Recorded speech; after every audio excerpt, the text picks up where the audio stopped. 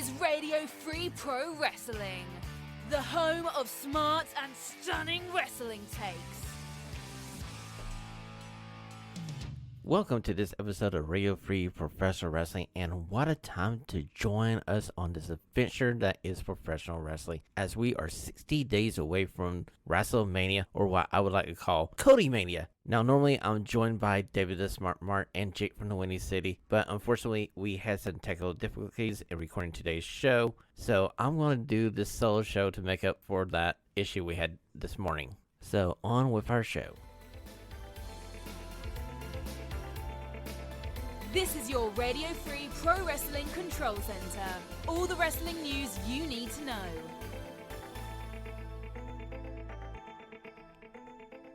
Our leading story in this week is going to be Kota Ibushi's free agency, as his contract with New Japan Pro Wrestling has come to an end. New Japan Pro Wrestling released a short statement apologizing to the fans of Kota Ibushi about the abruptness of the announcement, but wanted to join the fans of Kota Ibushi to wish him the best in his future. Now, Kota Ibushi went to the Twitter account and released a short statement thanking New Japan Pro Wrestling for the time that he was with the company, but has decided to go for his free agency to see what else is out there. Now, Kota Ibushi also has come out and kind of clarified his plans for the future, saying he doesn't want to join AEW just yet. He would like to talk to him down the road, but one of his main goals now is to start a school in Japan. We know his first match is going to be in March against Speedball Mike Bailey for Game Changer Wrestling. Now, our second news story of the week concerns a longtime tag team partner of Kota Ibushi, as Kenny Omega has been missing on AEW television for the last couple of weeks. Now, reported by Figure 4 Weekly, Omega has been dealing with some visa issues, and Dave Meltzer has just reported today that Kenny Omega's issues have been cleared up, and he should be on this evening's episode of AEW Dynamite TV. The last time we saw Kenny Omega, he and the Young Bucks were finishing up their Best of 7 series with the Death Triangle for the Trios titles. According to Figure 4 Weekly, the plan for the Young Bucks and Kenny Omega going forward is a feud with Top Flight and AR Fox. It has been in the works for a couple of weeks now. We saw Top Flight beat the Young Bucks last week on Rampage. And our last news story of the week, former WWE superstar Fandango has signed a contract with Impact Wrestling. Now, Fandango has been wrestling on the independent scene for the last couple of years under the name of the Dirty Dango. He has wrestled in the National Wrestling Alliance, most recently teaming up with JTG. I feel like he will be a great addition to the X Division, and I can't wait to see what he does in Impact Wrestling. This has been your Radio Free Professional Wrestling Control Center. Now let's have a look back at what could have been the second best Royal Rumble ever. Maybe almost as good as 1992 Royal Rumble? Question mark? Let's find out. This is RFPW In Depth. Shawn and David take a deeper look at a wrestling promotion or wrestler that you should check out. Okay, I made a big claim. I said this was the second best Royal Rumble since 1992. Now granted, this Royal Rumble pay-per-view, this Royal Rumble premium live event for the WWE had a great opening match and a great closing match.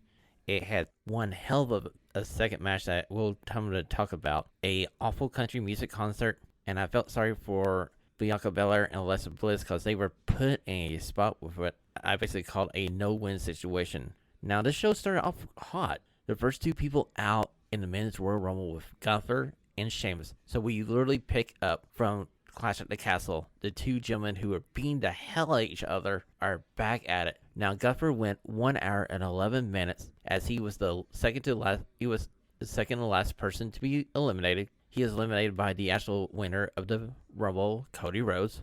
Now, Sheamus didn't have a bad showing either. He lasted 52 minutes. The one thing that the men's Royal Rumble was lacking was one of those legendary surprises. We got Logan Paul. We got Edge. Edge continued his storyline with Judgment Day. We saw him eliminate Finn Balor and Damian Priest. He tried to eliminate Dominic Mysterio, but Priest and Balor pulled him off of the apron. Then we see Ripley come down and try to attack Edge, and we saw the return of Beth Phoenix, and Beth Phoenix speared Rhea Ripley, and that leads on to the Women's Royal Rumble. We'll talk about it just in a minute. Now, the only quote-unquote legend we got was Booker T. And I thought Booker did a good job of what he had there for the 42 seconds that he was actually in the match. He came in and delivered some scissor kicks. He got to do his spinneroonie, and the crowd was hot for Booker T. And of course, Gunther got the heat by eliminating him. The craziest spot of this Rumble match, actually, there's two craziest spots about the men's Royal Rumble match. Kofi was trying to do one of his normal saves, and Gunther chops him. He goes flying and try to land in one of those rolling chairs, and he took an awful looking spot. I honestly thought Kofi got hurt there. Fortunately, he didn't get hurt, but he didn't pull off the save, so they quietly eliminated Kofi from this match. Now, Rey Mysterio was injured the night before the Royal Rumble when he was wrestling against Karrion Kross. So when the 17th pick came out, Rey's music played, but he didn't come out. The commentators just started trying to cover, and next thing you know, you see Dominic Mysterio come down at pick 18, and he's carrying Rey's mask, and he's trying to tear this mask apart and having one hell of a time doing it. But the crowd booed this guy out of the building. So they are slowly working on building this Dominic Mysterio, Rey Mysterio feud. Hopefully they can do it at WrestleMania. We just don't know how long Rey's going to be injured or what his recovery time is going to be. But I'm hoping he's able to do it. If not, just push the match back to SummerSlam. And pick number 30 was no surprise to anybody. It was Cody Rhodes. And I thought this was a good spot for Cody because he's coming off of his pec injury. And he only had to do about 15 minutes of work here to win this match. I didn't want to see Cody do too long of a return here. So, ladies and gentlemen, I put this off as long as I can. The second match of the evening was the match sponsored by Mountain Dew Pitch Black. And fortunately, it lasted 5 minutes and 5 seconds, but man, that was the longest 5 minutes and 5 seconds of my life. As Bray Wyatt defeats LA Knight. This match featured a bunch of black lights and a bunch of glow sticks and fluorescent little popcorn balls that would pop out from the stage. And the end of this match, you see LA Knight try to back away from Bray Wyatt. He's going over to this crash pad, and Ugly Holly is up on a staffel and clearly misses LA Knight on this dive with an elbow drop. Clear as day, if you go back and watch it, he misses LA Knight, and it had all this fire and pyro going off. So we're led to believe that LA Knight and Ugly Holly might have met their demise. I guess we'll find out on SmackDown coming this Friday. Now, this unfortunately brought the crowd down, and I felt sorry for the two ladies here, as your third match of the evening was Bianca Belair versus Alexa Bliss for the Raw Women's Championship match. This match only went 7.5 minutes, and it was basically your paint-by-numbers Women's Championship match. Alexa Bliss did get a little bit of offense, but Bianca hit the kiss of death, and 1, 2, 3, and Bianca retained. I'm happy that Bianca has kept her title. I'm hoping Bliss doesn't have anything to do with Ugly Holly and Bray Wyatt. By the way, things are going after the match. We do see a video of Uncle Holly on the screen asking Elizabeth if he still believes she was in control of the situation. So I got a feeling that Elizabeth is going to be one of the Wyatt Six as we start filling out this roster of this stable that's going to come on probably around Elimination Chamber, or they need to start like this week on SmackDown. Okay, so the fourth match of the night is the Women's Royal Rumble match. Rhea Ripley came out at number 1, and Liv Morgan came out at number 2. These two ladies lasted a full hour and 1 minute, and Ripley won from spot 1, eliminating Liv Morgan after Asuka's sprayed mist and Morgan's eyes. And there was a spot there that Morgan had a hope spot, and she had Ripley hanging by her wrist, and she was beating on her, and Ripley used her legs to kick off Morgan to win the match. Now, the women's match was better than the men's. I thought it was better booked. We did see a good run here by Roxanne Perez, the NXT Women's Champion. She lasted 4 minutes and 34 seconds. She was eliminated basically by Damage Control. At one point, you had Bayley, Io Sky, and Dakota Kai all in the match together, and they were working as a freaking good unit. Okay, things hit the fan for Damage Control once Becky Lynch came out at number 15. She was able to eliminate Io Sky and Dakota Kai. And quickly behind that, Bayley was able to eliminate Becky Lynch. But in doing so, Liv Morgan comes up from behind, eliminates Bayley, and we see Damage Control fighting with Becky Lynch as they're heading back to the back. Now, this Women's Royal Rumble match had a few surprises. We saw Michelle McCool come out from the stands. She was standing by her daughter. As her music plays, she stands up, takes off her jacket, poses on the barricade there right by the ringside, and enters the match. We also saw the return of Chelsea Green, and she set the record for the shortest amount of time in a Women's Royal Rumble at about 5 seconds. But I felt like it gave her a great start to this character that she has on Raw now, where she's going to be basically the person that complains about everything. If you watched this past week's Monday Night Raw, you saw that she's already having some issues with Adam Pearce. So I'm kind of happy to see Chelsea back in the WWE, and I'm wishing her a very successful run here. We also saw the return of Piper Niven with the actual name Piper Niven instead of Drew Drop. So she had an issue with COVID, had a little bit of a health scare. If you've seen her on Twitter, she thanked the WWE for getting her through that issue and running all the tests they needed to on her heart and stuff. And she was able to be in this Rumble match, and she's back looking like the butt-kicking machine that she was in the Indies. We had one last surprise, and it was at number 30. I kind of noticed that the ring was still filled with a lot of ladies as we were getting late in this Royal Rumble match. And that's because number 30 was Nia Jax. And I was like looking at it and going, oh my god, if David saw this, I know he was basically turning off the TV then right there. And of course you can imagine David was not happy to see his least favorite person back in professional wrestling. But luckily for us, she got eliminated pretty quickly, as it took about 11 people to eliminate Nia Jax from this match. Now we still don't know her contractual status with the WWE, but they have already put out a Nia Jax t-shirt, so I got a feeling that she's going to be around for just a little bit. Okay, so like I said, this Royal Rumble was a bunch of peaks and valleys, and we're about to hit the bottom of the valley here, because at 11:30 Eastern, they decided, oh hey, what a better way to follow up the Women's Royal Rumble match than a country music performance by Hardy. And oh my god, it was the worst performance I could imagine, and basically it took me out of this premium live event. And it literally took me halfway through the main event between Kevin Owens and Roman Reigns to get back into it. Now, the main event of this Royal Rumble, it felt like to me it was a basic TV world title match until we got to the end where we saw the breakdown of the bloodline. Roman Reigns basically wins clean against Kevin Owens. There is a little friction there between Roman Reigns and Sami, as Roman is trying to get Sami to give him a chair, and Sami is a little bit hesitant. Earlier in this match, on the outside, you see Kevin Owens on the floor, and Sami is begging him to stay down. The end comes with Roman Reigns hitting a spear, 1, 2, 3. He retains his title. The Bloodline are in the ring. They are... Okay, so Jey Uso is the one handing out their legs and putting them on around the necks of everybody. And he goes over to Sami and about to give Sami his leg, and Roman's like, no.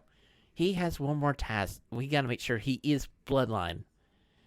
So he instructs the Usos to secure Kevin Owens to the ring ropes with handcuffs that Paul Heyman completely had. And we saw the unmerciful beatdown of Kevin Owens that took forever. But it did give us the satisfaction of seeing Sami Zayn swinging the chair against Roman, laying Roman down. But unfortunately for Sami, Jimmy Uso decided to kick his head off, and him and Solo decided to beat the heck out of Sami. So Sami couldn't save Kevin Owens. He gets laid out. We see Jey Uso not do anything. He rolls out of the ring as the fans are chanting for Jey, and he has up the ring, or he has up the ramp. I feel like this might be a red herring, but it could possibly also be a term for Jey Uso and breaking him away so we could see Jey versus Roman sometime down in the future. But I got a feeling that the main event fixture for WrestleMania is going to have the Usos together, and at Mania maybe they break up and Kevin Owens and Sami Zayn wins the tag team titles. So we come out of the Royal Rumble with Sami clearly out of the bloodline and Roman with a shattered bloodline, and Roman's playing these awesome kind of like gangster boss who has gone insane. Now he's watching his crime family falling apart, and we're heading to Elimination Chamber in Montreal. So if you haven't watched the Royal Rumble yet, I would advise you to watch the Men's Royal Rumble match, jump over to the Women's Royal Rumble match, then finish your viewing pleasure here with watching the second half of the main event, or you can actually watch the whole main event, and you might have a little bit more enjoyment than I did watching this live on Saturday night. Okay, let's put the Royal Rumble in the rearview mirror as the WWE is giving us yet another premium live event coming up this Saturday as NXT has Vengeance Day. Now, generally these NXT specials are been dang good. They usually never have a bad quote-unquote takeover event. So let's break down Vengeance Day 2023 for you. What's on tap? The guys give you their picks on what you can't miss this week. Now, I know David and Jake both have not been high on the weekly NXT program as of late, but I feel like coming into Vengeance Day 2023, they have had a few good shows, and the programs they have going into this card, they are good on paper. I feel like this is going to be a sneaky sleeper show of the year candidate. Allow me to break this down for you. We're going to start off with the least. Okay, so let's start with the triple threat for the NXT Women's Championship, as we see Roxanne Perez coming off her amazing Royal Rumble run versus Gigi Dolan and JC Jane of Toxic Attraction. Now, if you've been a listener of our show for a while now, you know that me and David are very high on Gigi Dolan, the former Priscilla Kelly, but I don't feel like it's time to take the title off of Roxanne Perez.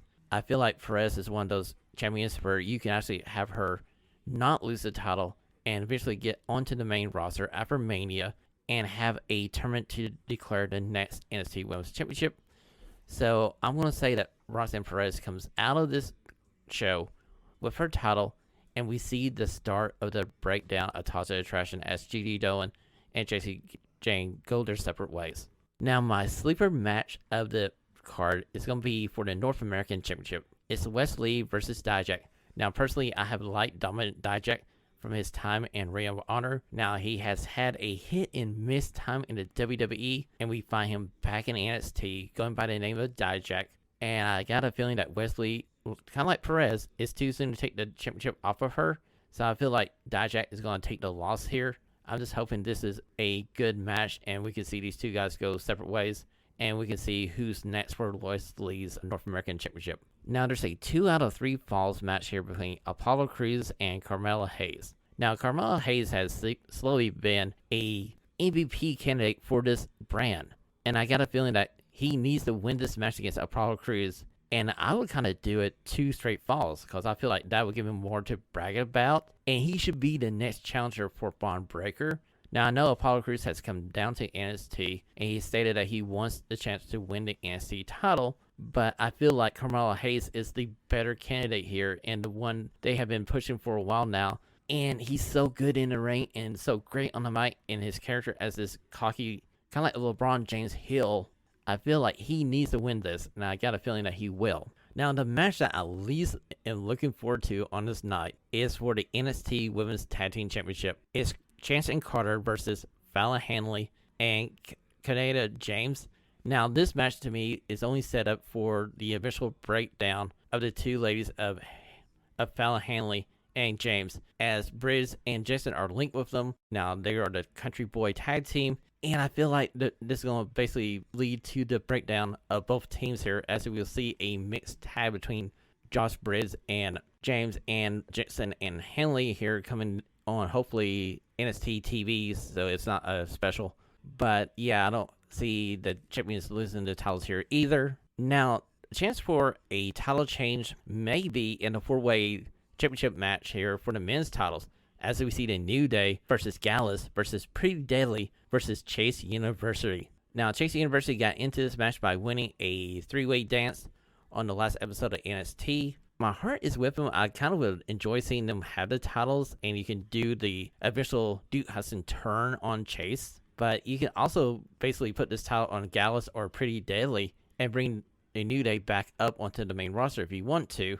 But boy, I want to see Kofi and Xavier keep this title and face off with the other teams in NXT. This run in NXT has given the New Day a fresh coat of paint, because I know a lot of us got tired of the forever feud between the Usos and the New Day on SmackDown. So this leads us to one last match on this card. It's Braun Breaker versus Grayson Waller for the NXT Championship. It's inside a steel cage. Now, if you saw their last title match, it ended in a big of a controversy as the middle rope broke away and Grayson Waller fell onto the ring apron and then onto the floor. He got counted out, so there was not a clear winner, so they're bringing this match back. And, you know, Braun Breaker, I feel like it's too soon for him to lose the title either. They're building this guy up. He's a second generation wrestler. You know, I enjoy my second generation talent. And honestly, Grayson Waller has so much heat with the fans in NXT that he doesn't really need a title. He's good on his own. I can see him being I don't want to say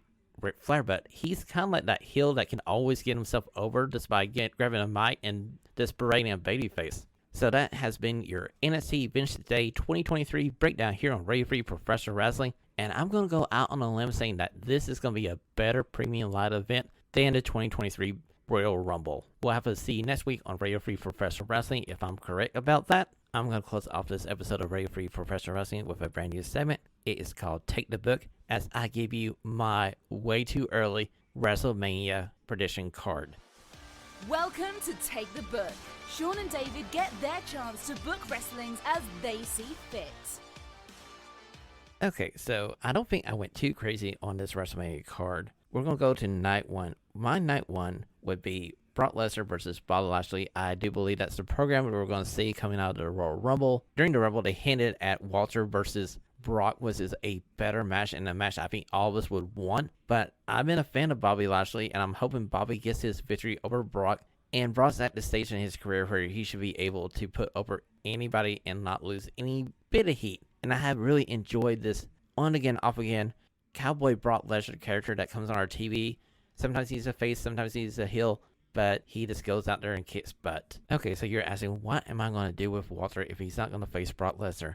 Good question. I have a 6-man tag match for you as Imperium faces off against Drew McIntyre, Sheamus, and Pete Dunne. No longer Butch. He will go back to the name Pete Dunne. And this should be as amazing of a match that Sheamus and Walter had back at Clash of the Castle. I just feel like this was still night one as the hard-hitting professional wrestling match that we know all 6 guys can do. Okay, so the next match I have on my night one card is for the Raw Women's title as Bianca Belair faces off against the new version of Asuka, this darker Asuka that she debuted at the Royal Rumble. And I do believe that Asuka is going to leave night one of WrestleMania with the title as we see the end of the almost year reign of Bianca Belair as Raw Women's Champion. This could also be a surprise show-stealing night one match. The next match on my card for night one is Austin Theory versus John Cena, and I got a feeling that coming out of the Elimination Chamber, Theory will not have the United States title, which makes this match just a little bit more likely, as you probably don't want to see the title be involved in this match. And I feel like Theory can get the victory over John Cena so he can continue this push of a heel run that the company seems to be wanting to do with Austin Theory. Okay, so my night one card has 2 6-person tag team matches, and my second is going to be Damage Control versus Becky Lynch, Roxanne, and Raquel Gonzalez. I feel like these 6 ladies need to be on the card somewhere. I don't want to put them in the Women's Battle Royal, but I don't see any of these ladies near the 2 titles. So this Damage Control versus Becky and her crew should be a good alternative. So my main event of night one is Roman Reigns versus Cody Rhodes. And David and Jake, before you stop listening to the podcast, I'm taking Roman to beat Cody in night one of WrestleMania. And I'll explain why I have Cody losing this match here as we get to night 2 of my card.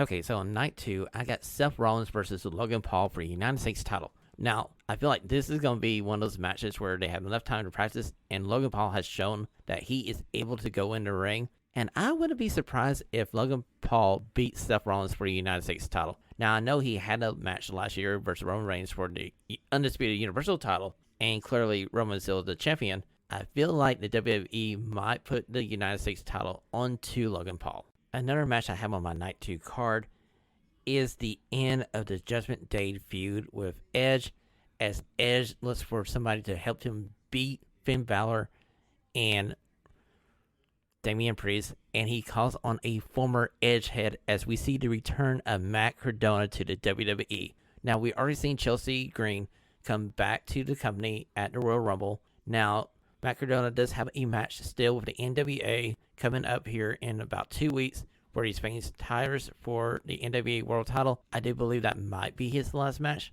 with the NWA, and that's why I'm having him debut at WrestleMania with Edge as we see the return of Matt Cardona and not Zack Ryder. Okay, so this next match, I might be blowing my budget for WrestleMania, but I got Walter versus Brock Lesnar on night 2. And granted, I don't care who wins this match, but this heavyweight battle needs to happen sometime this year. And why not night 2? especially if Walter is in a 6-man on night 1. I doubt either man are going to have to do 2 nights of WrestleMania, but in my world, this is my card.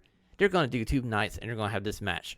Okay, so I have the SmackDown Women's Championship match on night 2 as Charlotte Flair faces off against Rhea Ripley, and I do believe this is where Ripley gets her win back from the time she wrestled Charlotte Flair at WrestleMania as the NXT Women's Champion. I also have a New Day facing off against Jimmy Uso and Solo Sikoa instead of Jimmy and Jay, as I feel like the Bloodline is going to have this breakdown, and we're going to see the Uso twins break apart, and I feel like the New Day will be the new champions on SmackDown coming out of this, as we see Sami Zayn versus Roman Reigns on night 2 for either the undisputed title or if they break them apart, whichever title they want on SmackDown.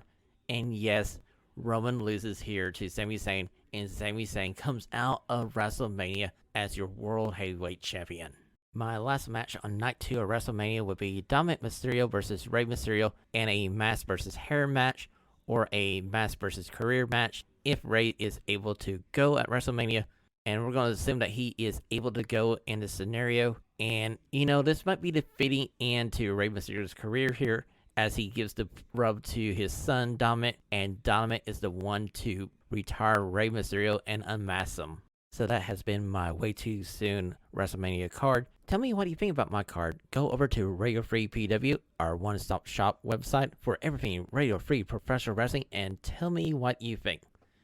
Before I let you guys go this week, David is back on local British radio as he has a new show on More Music Radio. It's a sports show. It will be on at 10 a.m. Eastern, 3 p.m. GMT, and I'm going to be listening live to see what David has in store for his premiere episode.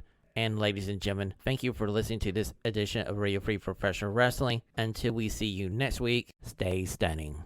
This is Sergeant Arms of Christina on behalf of the guys. Thanks for listening to today's show. Please head over to Apple Podcasts and leave a 5-star rating and a review. Until next time, the liberation continues.